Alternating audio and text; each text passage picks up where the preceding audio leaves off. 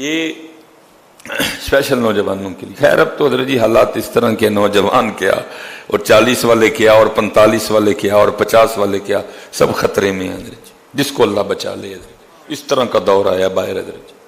ہاں جی، ہر کوئی خطرے میں ہے حضرت جی، جس کو اللہ بچا لے، جس کی اللہ حفاظت کرے حضرت جی. یہ رود الریاحین امام یافعی رحمۃ اللہ تعالیٰ نے لکھی، بڑی خوبصورت کتاب ہے حضرت جی. صوفیہ کا تذکرہ ہے اس میں حضرت جی. اس میں حضرت نے لکھا ہے کہ شہر بصرہ میں کوئی بزرگ تھے تو ان کے جسم سے نا کستوری کی، مسک کی خوشبو آیا کرتی تھی حضرت جی. وہ لکھا ہے کہ وہ خوشبو اس قدر زیادہ تیز تھی کہ حضرت اس گلی سے بھی گزر جاتے نا تو لوگ بھی کہا کرتے تھے لگتا ہے مسکی رحمت اللہ تعالی علیہ گزر کے گئے ہیں، کیونکہ جسم سے خوشبو آتی تھی. اس لیے اصل نام لوگوں کو بھول گیا، لوگوں کو یاد رہ گیا مسکی. لوگ ان کو مسکی کہا کرتے تھے کیونکہ آپ کے جسم سے مشک کی، کستوری کی خوشبو آیا کرتی تھی. دیکھا جب حضرت نے مسجد میں داخل ہوتے لوگوں نے کہنا مسکی رحمت اللہ تعالی علیہ آ گئے. اصل نام لوگوں کو بھول گیا، ان کا نام ہی پڑ گیا مسکی، مشک بار، جس سے مشک کی، کستوری کی خوشبو آئی. وہ لکھا ہے کہ ایک دن کسی نے بڑا اصرار کر کے نا حضرت سے پوچھا، حضرت آپ کون سی خوشبو لگاتے ہیں؟ میں تو کوئی خوشبو نہیں لگاتا. تو حضرت یہ جو آپ کے جسم سے کستوری کی خوشبو آتی ہے یہ کیا ہے؟ آپ نے فرمایا میرا واقعہ بڑا عجیب ہے.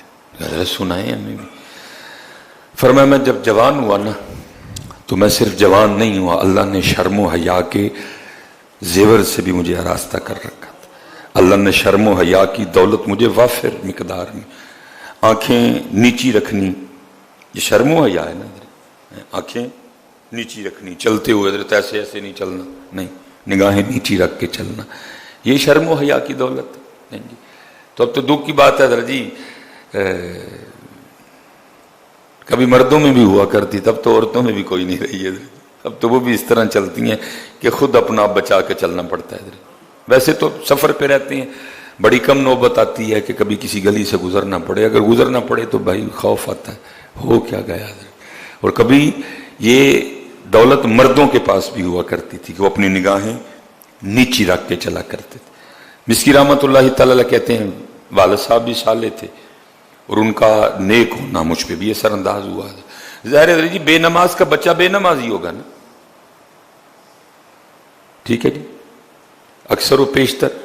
اور جو نمازی ہے اکثر و بیشتر اس کا بچہ بھی نمازی ہوگا، کیونکہ اس کو فکر ہوگی کہ بھائی میں اپنے بچے کو بھی نماز کے لیے کہوں.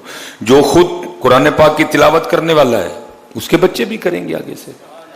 جو خود ذکر و اذکار کرنے والا ہے آگے اس کے بچے بھی کریں گے.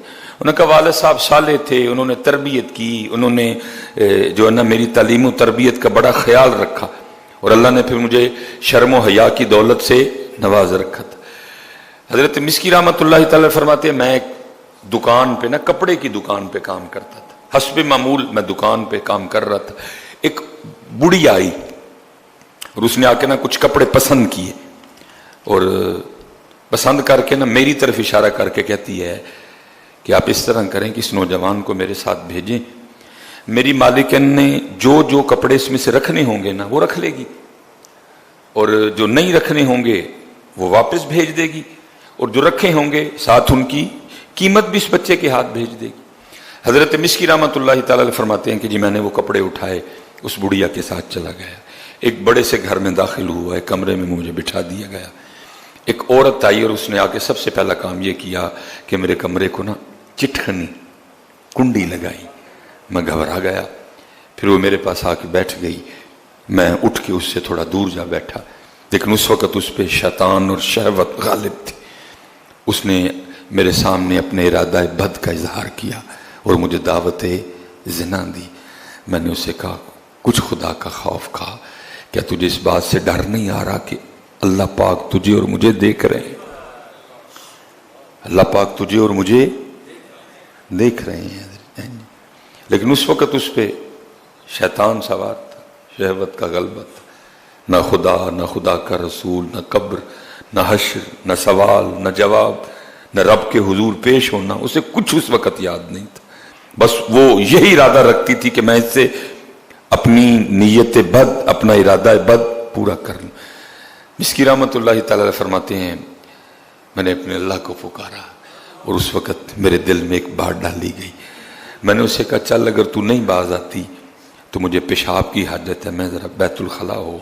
उसने कहा हज़रत मिस्की फरमाते हैं कि जब मैं बैतुल खला में गया ना तो वहाँ ज़ाहिर गंदगी इंसानी गलाजत पड़ी हुई थी।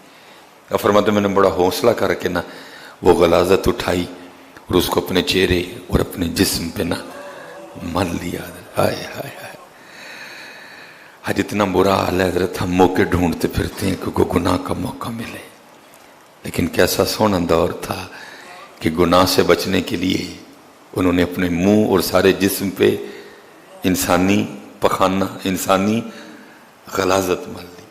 अब फरमाते जब मैं बाहर आया ना तो मुझे इस हाल में देख के पागल पागल का शोर मचा और वो कुंडी खोल के ना भाग गई। मैं भी बाहर निकला, एक बाग में पनाह ली, वहाँ मैंने अपना सारा कुछ जो है ना उसको धोया, अपने रब का शुक्र अदा किया, या अल्लाह तूने बचा दिया। हजरत मिस्की फरमाते हैं जब मैं रात को सोया ना तो ख्वाब में क्या देखता हूँ कि कोई मेरे चेहरे और मेरे जिस्म पे अपना हाथ फेर रहा है। ख्वाब में मेरे चेहरे और मेरे जिस्म पे अपना हाथ, और ख्वाब ही में मुझे पूछ रहा है क्या तू जानता है कि मैं कौन हूँ। हजरत मिस्की फरमाते हैं कि वो ख्वाब ही में मुझे पूछ रहा है, साथ जो चेहरे और जिस्म पे हाथ फेर रहा है साथ पूछ भी रहा है क्या तू जानता है मैं कौन हूँ। अब फरमाते मैंने तो सवाल का जवाब नहीं दिया, खुद सवाल करके खुद ही जवाब देते हैं। वो कहते हैं मैं अल्लाह का मुकर्रब फरिश्ता जिब्राइल अमीन हूँ। अब फरमाते जब मैं सुबह उठा ना तो मेरे सारे जिस्म से कस्तूरी की खुशबू आ रही थी। अब फरमाते ये हजरत जिब्राइल अमीन के दस्ते मुबारक की बरकत है। हाँ सुलेमान कदी तुम ही ओदे वास्ते छड़ गुना फिर तेन भी जिब्राइल ख्वाब च मिलन आएंगे। लेकिन किसी को शौक ही नहीं जिब्राइल को मिलने का, सारे चिट्टे रंग ते मर गए हैं, किसी को शौक ही नहीं जिब्राइल को मिलने का।